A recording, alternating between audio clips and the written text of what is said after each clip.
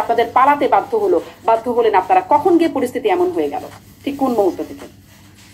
আমরা শুরু থেকেই যেটি বলছি যে কোটা ইস্যুর একটি শান্তিপূর্ণ সমাধান, ইস্যু ভিত্তিক সমাধান এবং শিক্ষার্থীদেরকে কেউ যেন ব্যবহার না করতে পারে সে লক্ষ্যে কিন্তু বাংলাদেশ ছাত্রলীগ এবং সরকার আন্তরিকতার সঙ্গে ভূমিকা পালন করার চেষ্টা করছে। আপনি দেখবেন 16 তারিখে 15 তারিখে এই সহিংসতামূলক, 14 তারিখে এই ধরনের উস্কানিমূলক স্লোগান, 15 তারিখে এক ধরনের সহিংসতামূলক পরিবেশ পরিস্থিতির সূচনা এবং পরবর্তীতে আমরা দেখতে পাই যে 16 তারিখ থেকে শুরু করে ধারাবাহিকভাবে দেশীয় অস্ত্রশস্ত্র নিয়ে অবস্থান করা, প্রশিক্ষিত ক্যাডারদেরকে ব্যবহার করা এবং যারা বিভিন্ন মৌলবাদী সংগঠন, ধর্মান্ধ সংগঠনের সঙ্গে সম্পৃক্ত রয়েছে তাদেরকে লেলিয়ে দেয়া এবং সেটির মাধ্যমে আইন শৃঙ্খলা রক্ষাকারী বাহিনীর উপরে আক্রমণ করা এবং এক ধরনের লাশের রাজনীতি কায়েম করা এবং সেই লাশের দায় সরকারের উপর চাপিয়ে দেয়া। এইভাবে যখন ধারাবাহিকভাবে পরিস্থিতির অবনতি ঘটানো হয়েছে এবং পরিস্থিতি অবনতি ঘটানোর মাধ্যমে যে সরকার উৎখাতের দিকে নিয়ে যাওয়া হয়েছে, যেটি আমরা শুরু থেকেই বলছিলাম যে আন্দোলন যৌক্তিক কিন্তু এই আন্দোলনকে রাজনৈতিকভাবে ব্যবহার করার চেষ্টা হচ্ছে, সেটির ফলাফলিত আমরা পরবর্তীতে দেখতে পেয়েছি এবং এটির পেছনে যে ষড়যন্ত্রমূলক যে বিষয়গুলো ছিল সেটি তো আজকে যাদের গায়ের হাতে রক্তের দাগ লেগে রয়েছে, যারা সরকার পরিচালনা করছে তারাই তো বলছে। আজকে যারা এই আন্দোলনের সমন্বয়ক তারাই তো প্রকাশ্যে বলছে যে পুলিশ হত্যা না করলে কিংবা আক্রমণাত্মক না হলে, সহিংস না হলে এই আন্দোলন সফল হতো না। তারাই তো বলছে তারা সহিংসতার ঘটনাটা ঘটিয়েছেই, একই সঙ্গে তারা সশস্ত্র একটি অভ্যুত্থানের তারা প্রস্তুতিও গ্রহণ করছিল। এটি তো আজকে যারা সরকার গঠন করেছে অবৈধভাবে তারাই বলছে, এটি তাদেরই বক্তব্য। ষড়যন্ত্রের বিষয়গুলো ছিল। পরবর্তীতে আমরা দেখতে পাই যে 18 জুলাই থেকে যখন বেসরকারি বিশ্ববিদ্যালয়গুলোতে আন্দোলনে সূচিত হয়, আজকে কিন্তু যারা আন্দোলনের সংগঠক তারা বলছে সেখানে কিভাবে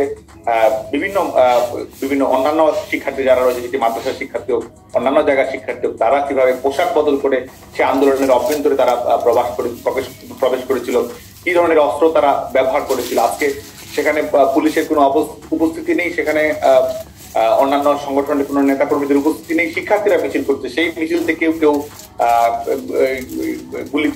গুলির মাধ্যমে মৃত্যুবরণ করছে, আজকে বারান্দায় মৃত্যুবরণ করছে, ছাদে মৃত্যুবরণ করেছে। এই যে ঘটনাগুলো ঘটেছে এটির পেছনে কারা জড়িত এবং কাদের ঘাড়ে বন্দুক রেখে কে আসলে ক্ষমতা যাওয়ার পথটি প্রশস্ত করলো, এটি কিন্তু ইতিমধ্যেই আরো বেশি প্রকাশিত হতে শুরু করেছে।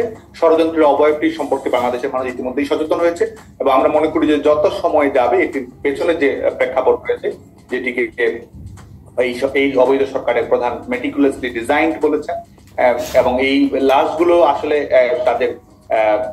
তাদের মাধ্যমেই ঘটানো এবং সেটির মাধ্যমে তারা আপনি বলছেন যে পেছনে কারা জড়িত সেটি বেরিয়ে আসবে, সেটি বেরিয়ে আসতে শুরু করেছে, বেরিয়ে আসবে, কিন্তু যেটি আমরা প্রকাশ্যে দেখেছি সেটিকে কি করে আপনারা অস্বীকার করবেন?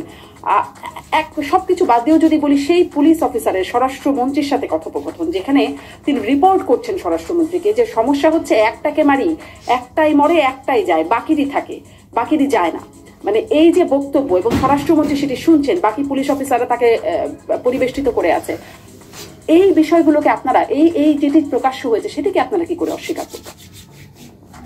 দেখুন, আমরা এই 15 জুলাই থেকে বাংলাদেশে 5 আগস্ট পরবর্তীতে 15 আগস্ট পর্যন্ত কি ঘটেছে না ঘটেছে এটি নিয়ে ইউএন ফ্যাক্ট ফাইন্ডিং কমিটিও কাজ করছে এবং সরকারের পক্ষে যে অবস্থানটি কি ছিল, সরকারের কি কোনো আমরা যখন দেখতে পাই যে সেটি স্বাধীন বিচার বিভাগীয় তদন্ত কমিটি গঠন করা হয়েছিল, জাতিসংঘকে তদন্ত করার আহ্বান জানানো হয়েছিল এবং এই ঘটনায় এই হত্যাযজ্ঞের সঙ্গে কারা সম্পৃক্ত রয়েছে সেটি যেন বের না হতে পারে, আজ কিন্তু সেই লক্ষ্যে কিন্তু যারা এই ক্ষমতাসীন হয়েছে পেছনের দরজা দিয়ে তারা কিন্তু সেই চেষ্টাই করছে। আওয়ামী লীগ সরকার এটির সঙ্গে যারা সম্পৃক্ত রয়েছে, এই ঘটনাগুলো যারা ঘটিয়েছে, এটির কর্মপরিকল্পনা যারা তৈরি করেছে, এটি যারা মঞ্চস্থ করেছে, সেই তথ্যগুলোর ব্যাপারে আওয়ামী লীগ সরকার কিন্তু আন্তরিকতার সঙ্গে ভূমিকা পালন করছিল।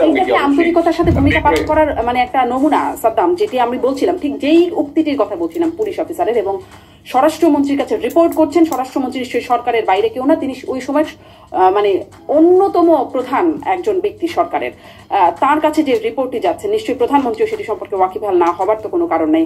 এবং প্রধানমন্ত্রী 5 আগস্টে তার যে বক্তব্যের যে বিষয়টি বাইরে পরবর্তীতে এসেছে, যে তিনি সেনাবাহিনী প্রধানকে বলছেন, সব বাহিনী প্রধানদের নিয়ে বলছেন, তিনি বলছেন পুলিশ তো পারছে, আপনারা পারছেন না কেন, এরকম বক্তব্য আসছে। আর গণমাধ্যমে তো সেটি আমরা প্রকাশ্যেই দেখেছি, পুলিশ অফিসার স্বরাষ্ট্রমন্ত্রীকে এই রিপোর্টটি করছেন যে এটা হচ্ছে সমস্যা, একটাকে মরলে একটাই মরে একটাই যায়, বাকিটি থাকে। তাহলে তাহলে আসলে সরকারের ভূমিকা কিভাবে গ্রহণযোগ্য ভূমিকা বলবেন আপনি? দেখুন, সরকার সহিংসতা এড়ানোর জন্য সকল ধরনের